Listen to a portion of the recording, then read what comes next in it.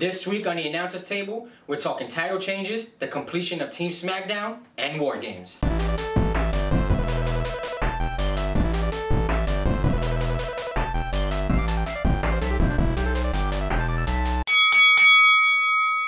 What's going on, Wrestle Geeks? Welcome to another episode of the announcers table. I'm your host, B-Rye, with my co-host, the Canadian Screwjob himself, Hertz Gewurz.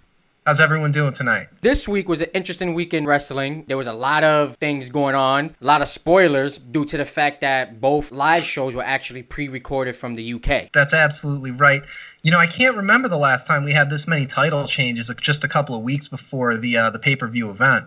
And I can't believe WWE Network app just went ahead and spoiled the biggest one of them all for us. Shows were in Manchester, England this week, so they were recorded at, I can't do math, whatever local time. They were recorded at like 3 o'clock Eastern. We knew the outcome of all the matches before they aired. It turns out that they actually really helped the ratings, which was a big surprise to me. Actually did help the ratings. I mean, if you kind of look at it, I kind of see it as the old Monday Night Wars where Tony Schiavone spoiled Mankind's WWE title victory against The Rock, and that just catapulted WWE in the ratings department when it came to that one segment. Yeah, it was huge. In today's culture of spoilers and social media, WWE had to know that telling everyone in advance they were going to see a title change tonight was probably a calculated move on their part. When it first happened, I think I said that it was a terrible idea. I didn't know what the hell they were doing. But it was probably, in hindsight, a very calculated and very smart move for them. It probably gave them a huge boost to their rating. It was a smart move due to the fact that if you tell people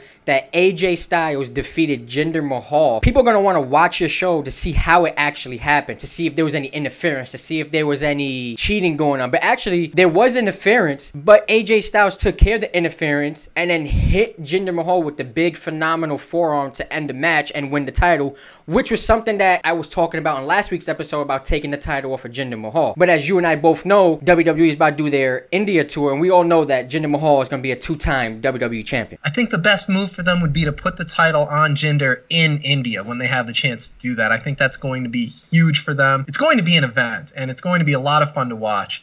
And it's good to know that in between the pay-per-views, we have matches with stakes, and big things can actually happen week to week in the WWE, which is not something that we could have said even just a few months ago. Well, one of the things I didn't like about Monday Night Raw was the title change between The Bar and The Shield, because I was actually looking forward to The Shield versus the Usos at Survivor Series. Now we have to get The Bar versus the Usos, which I think is going to be a great match, but this is also tying into the New Day versus The Shield if Roman Reigns can come back healthy. That is going to be such a great match because a six-man tag with The Shield is everything you could hope for in a match. This is why I'm going to disagree with you. I don't think it's going to be a great match. It feels forced. It feels rushed. If you wanted to do some type of storyline between the New Day and the Shield, you would have started this right after Under Siege where SmackDown took over Raw. To me, it just feels forced. It takes away from the Twitter battle the Shield and the Usos had in the past, which maybe was about a month ago that they had this Twitter battle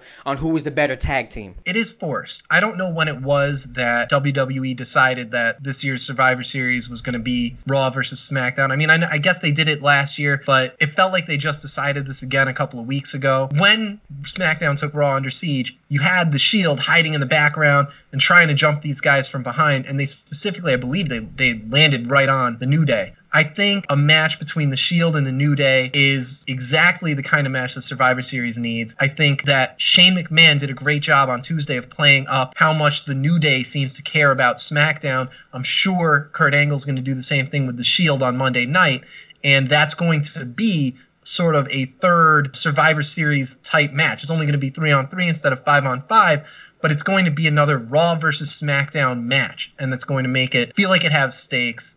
And it's going to be, I mean, because of everybody involved, it's going to be a great match. Another person who's putting on a great match and also has this new type of persona going on is Finn Balor. Finn Balor being this, I'll beat up anybody, I'll take on anybody type of guy. Yeah, you had Kane in the ring talking about he wanted to fight someone, and now comes Finn Balor to fight him.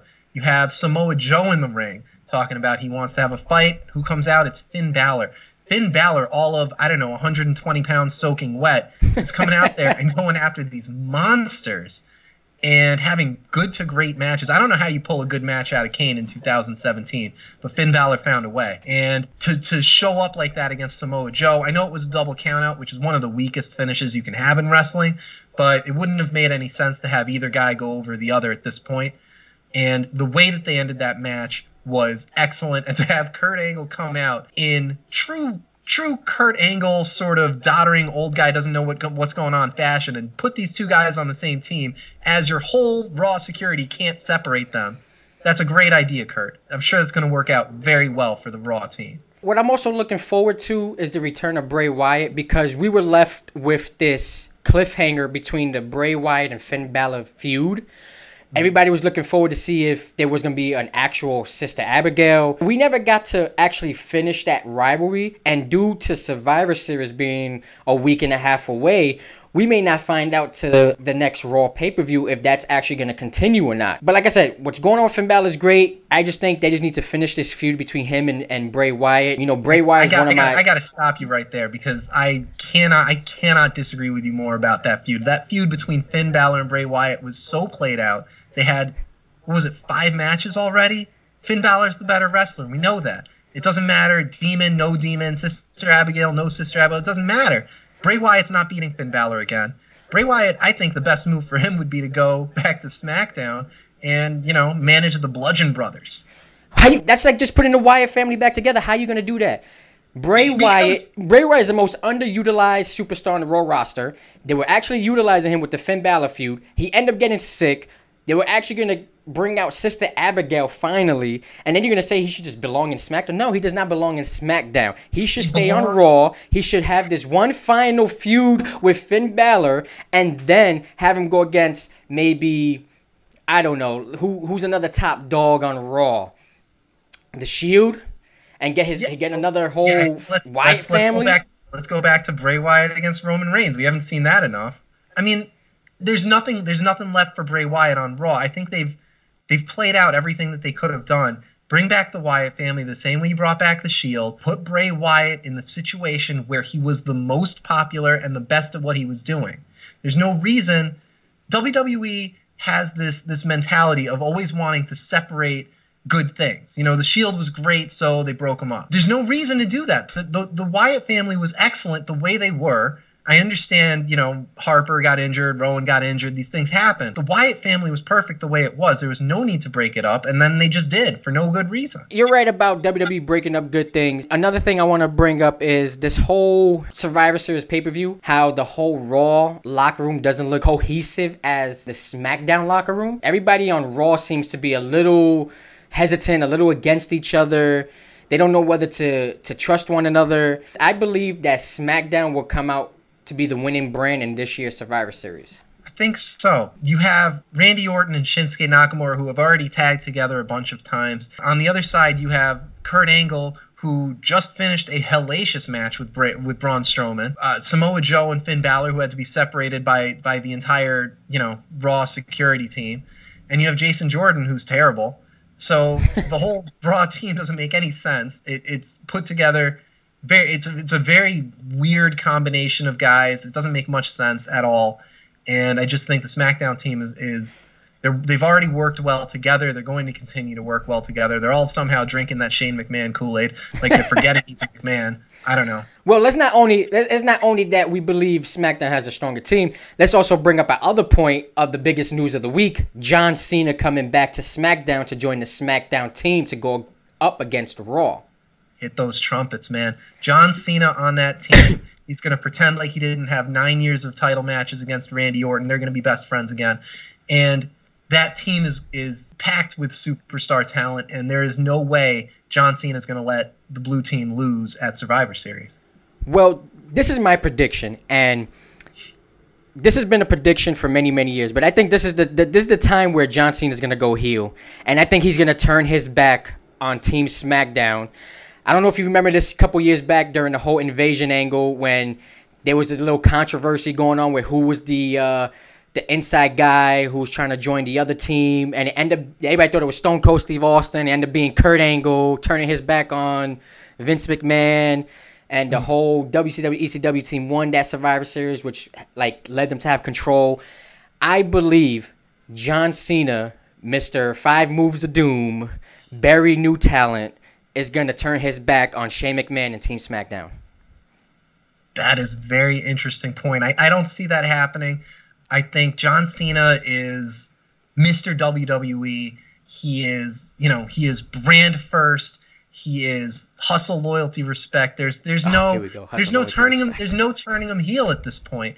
He is just too good for WWE, and he's going to show up. He's going to carry the team on his back, and once Braun Strowman, I don't know, takes off Jason Jordan's head or something, the Raw team is going to collapse anyway. I don't think any amount of double crossing can even help them. Listen, Gertz, I think you should just go into your bedroom right now, put on your headband, put on your colorful T-shirt, put on your wristbands, hold up your little tower, because you sound like a real John Cena fanboy, all right? We all know John Cena was at his best when he was the doctor of thugonomics. Everybody knows that.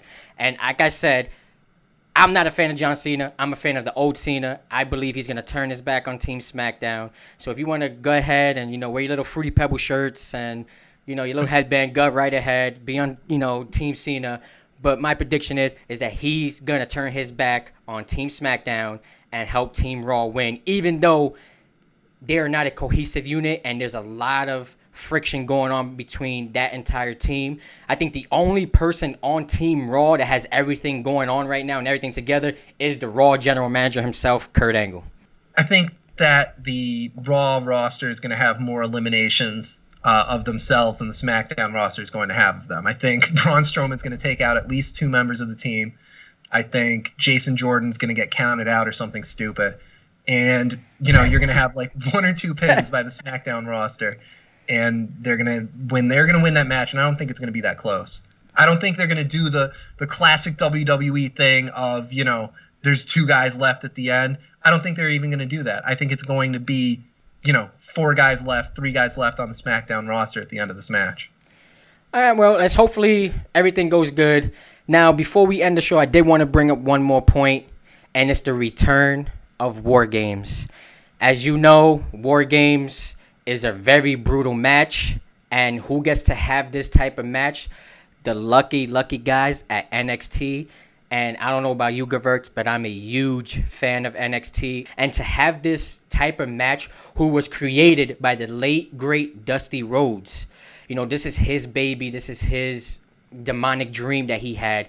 To have War Games with the Authors of Pain and Roderick Strong against Undisputed Era and against Sanity, I think those 3 teams are going to tear the roof off in Houston. Yeah, Authors of Pain and Sanity have been going back and forth. They've been having good to great matches and a good to great program for months now. I agree with you completely. What would be considered sort of Dusty Rhodes' show, NXT, he has such a huge impact on NXT, and he's had such a huge impact on all of the wrestlers to come out of NXT, that for them to bring this match back on NXT in, sort of in memory of Dusty Rhodes is such a great thing. It is there. You can't say enough good things about it. And I'm super excited to watch it. It's going to be a hell of a match, and they're going to tear the roof off of that building. These guys on NXT, they're all a little bit raw, which is, it's always interesting to watch, especially these more involved, I don't want to say gimmick matches, but these more involved matches that have more rules than just your average everyday match. You have 9 people involved. You have them each coming in at different intervals. You have 2 rings set up. You have a giant cage around it. It's going to be a very confusing thing, and it's going to be interesting to see the talent that they have on NXT navigate these rules and make their way through this match. Well, guys, this is the end of our show. Make sure you like, subscribe. Also, look out for the other channels, Talking Flicks, Nerds of the Round. Subscribe, comment. Until next week's episode, keep on fighting the good fight.